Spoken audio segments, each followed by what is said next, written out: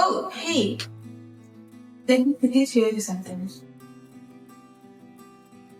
This is the artwork I have been working on so long, and this week been chaos.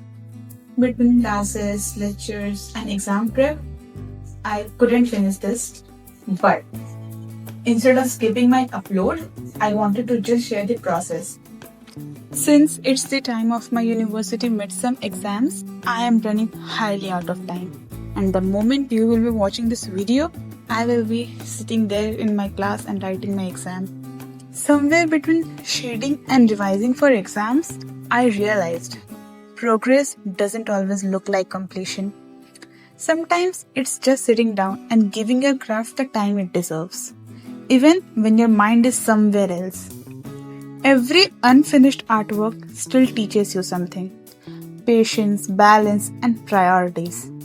And maybe that's what art really is, a reflection of everything we are trying to hold together.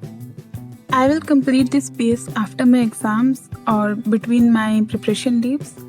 But for now, this half finished portrait is just a reminder that consistency isn't about perfection.